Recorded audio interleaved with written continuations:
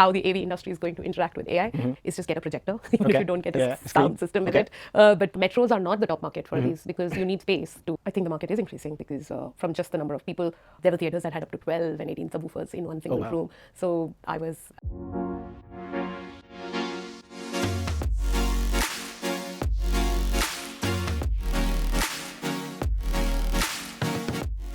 Welcome to Design and Dialogues. Today I'm here with Jenny Jose, and she is an expert in high-end home theaters. The name of the company is Bass and Treble. Welcome, Jenny, and thank you for doing this with me. Thank you. It's lovely to be at my place. So this lovely setup that you see behind me, it's all Jenny's work at Bass and Treble. So from full-blown home theaters to single speakers to turntable, you do it all. Tell me about how your journey at Bass and Treble started. What's your love for music? So you've answered the question in the question. What drove us to start this business was our love for music. That's by ours, I mean me and my brother Denny. We grew up listening to some pretty rad music in the 80s and 90s, and we've always had one of those big box speakers in our house. And as we grew, the boxes became bigger. And eventually, one day, we decided that this is what we're going to do. We're going to sell boxes. Fantastic. So tell me about a project that you've done which is very close to your heart. There are several, but perhaps two of them I can think of right on top of my head. One was a home in Moradabad, in which we've done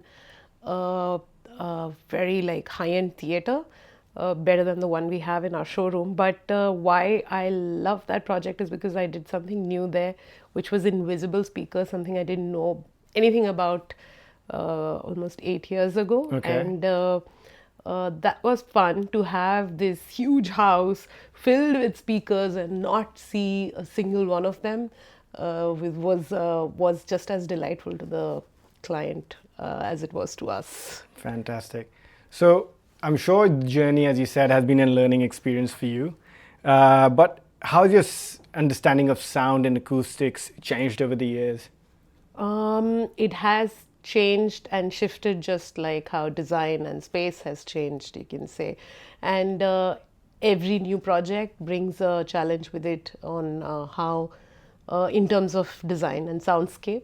And that way we keep learning. You can, from, when we did a temple, which was in the shape of a pyramid, where sound goes up and there's a lot of echo and it bounces around everywhere. So we did that. We've also done houses where the room is all glass on all sides, which is highly reflective. And we put one of our most high-end stereo systems in a room like that. And so every time we do a new space, there's a new kind of solution that we come up with for acoustics. It's not.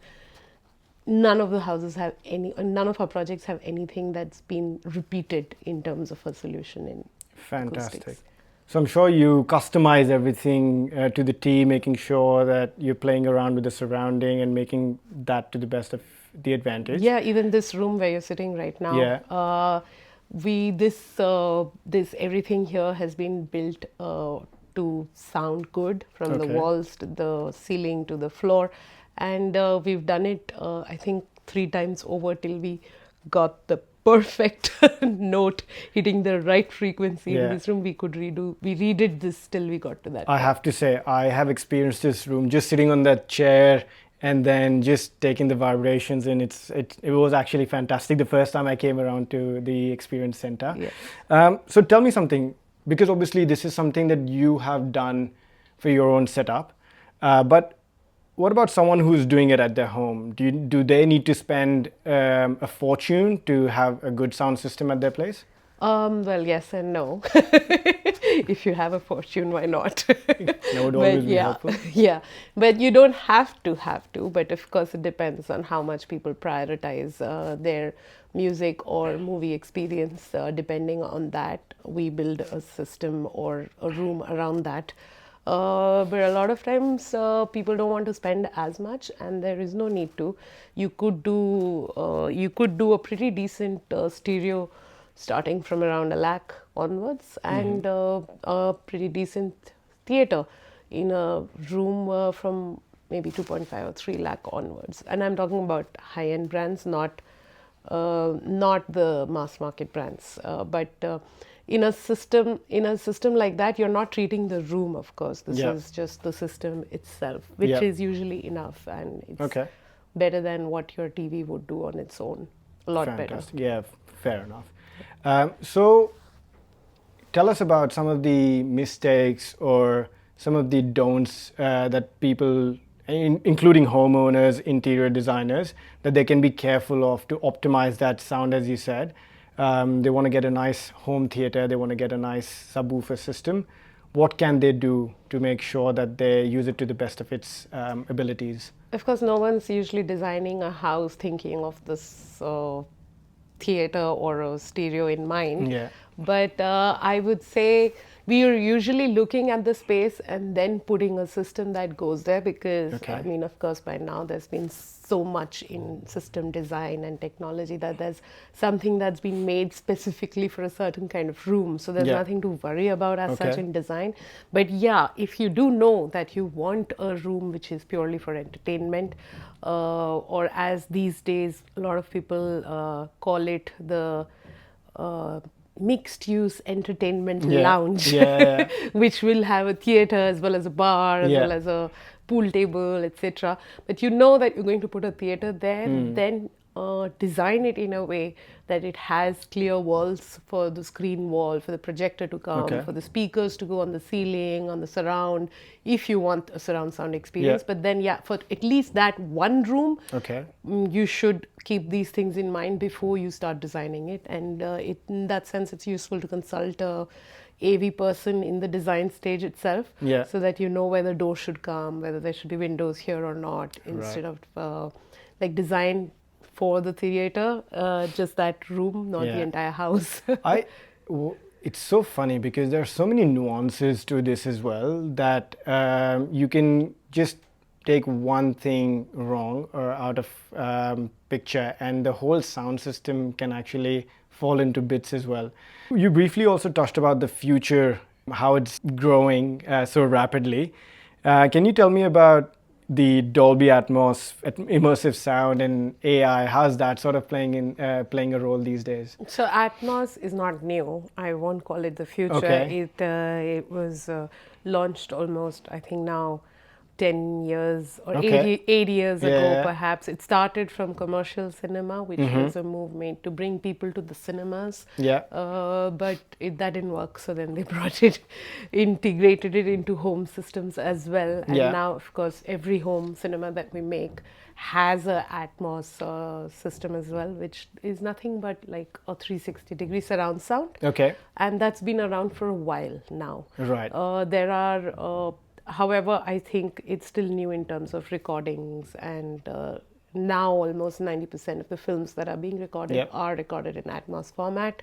So you watch everything you watch in theaters and also on Netflix or Prime is usually an Atmos film or show. Right? And you won't even know it because you're not listening to it on an Atmos setup. But if you try it out in a theater, your everyday show, you'll be shocked at how good they sound. But new, what's new? I mean, it's all the same old, which sometimes gets repackaged as new, I would say. But there is, I think recently what I've noticed is that there's a lot of attention to bass. More than Atmos, etc. There is earlier, I remember we used to struggle with telling people that we have to put at least 2 subwoofers in this room to create an impactful cinema sound. Now we have clients who don't even raise an eyebrow when we tell them we have to put 4 in this room, or sometimes 10. Wouldn't I love to be in a place like that? So what about smart home integrations? Google Home, Alexa, Can you integrate that with sound? Yes, so automation. Yeah.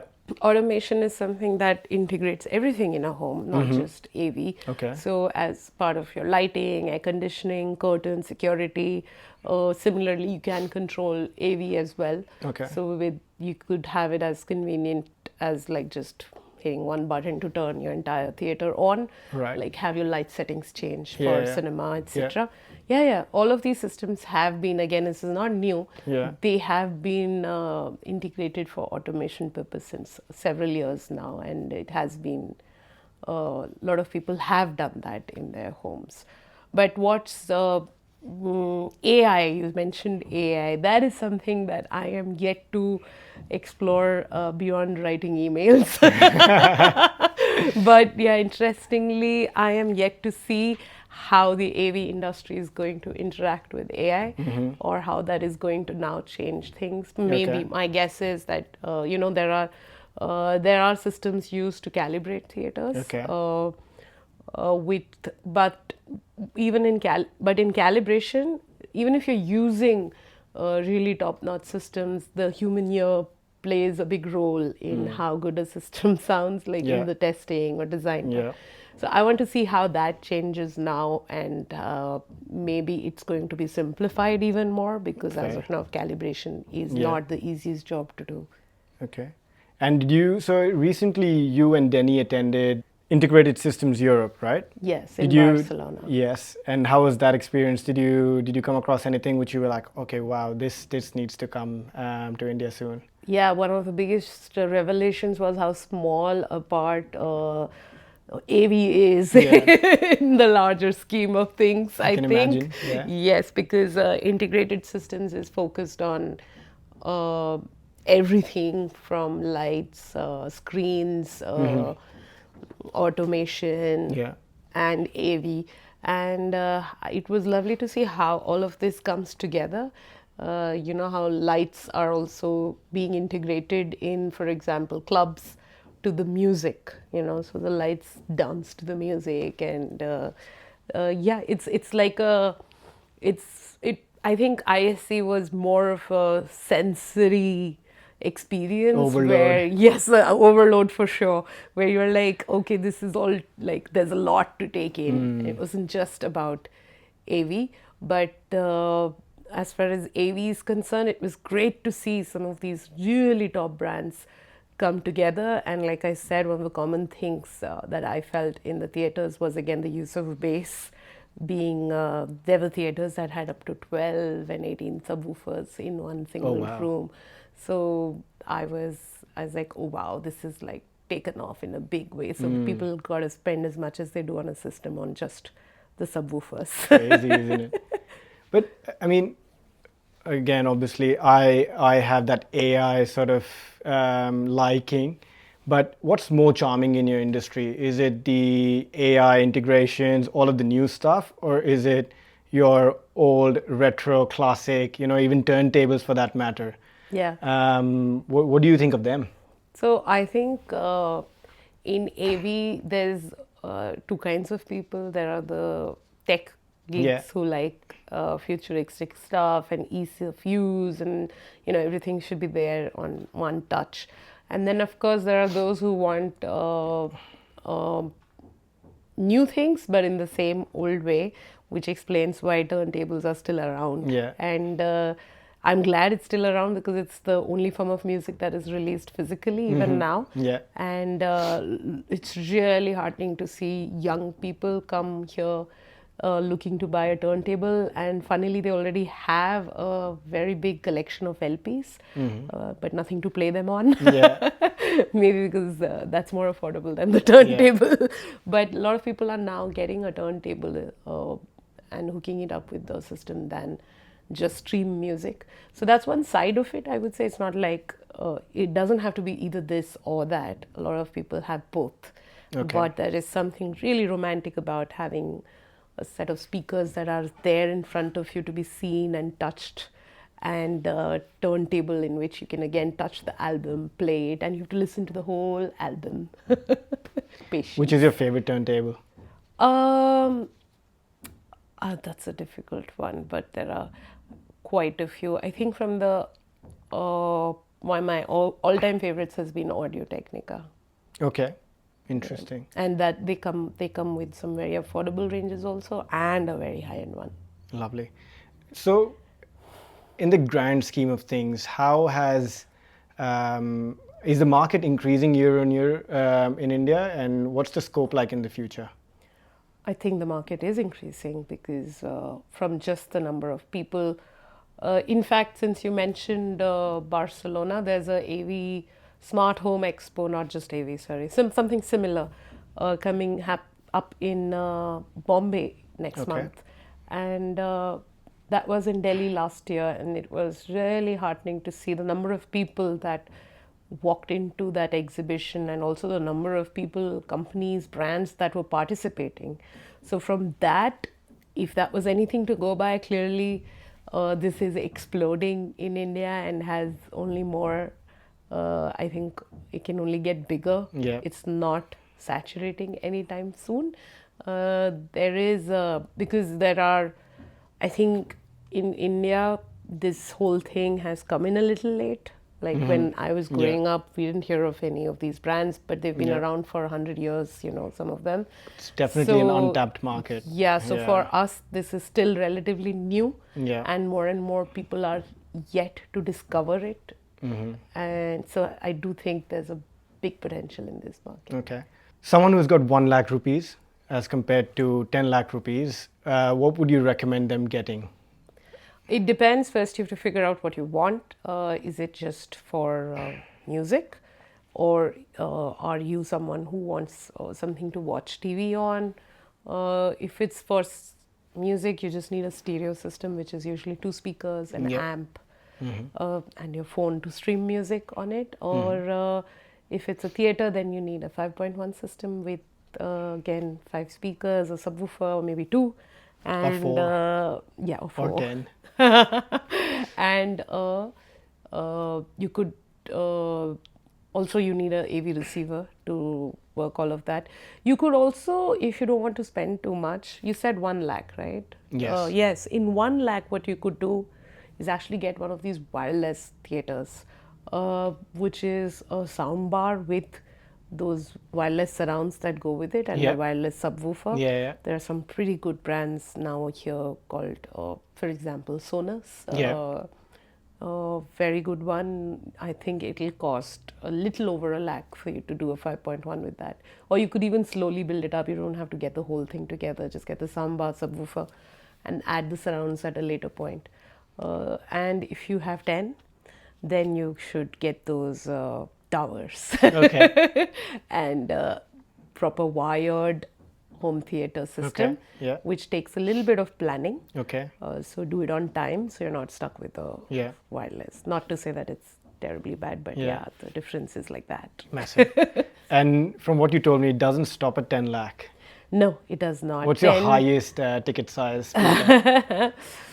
Okay, the most expensive theater we've done is, I think, around 6 crores. Okay, fantastic. Yeah, it's not in Delhi. Yeah. And the most expensive stereo we have done, which is just for music, is around 12 crores. Fantastic. Also not in Delhi. Oh, lovely.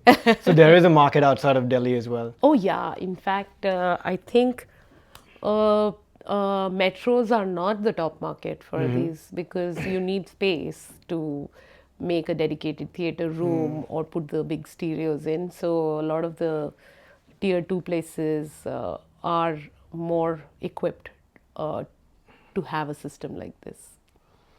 What's one upgrade that every homeowner should perhaps have in their home that you can easily, just increase the level and the quality of sound that you've got already?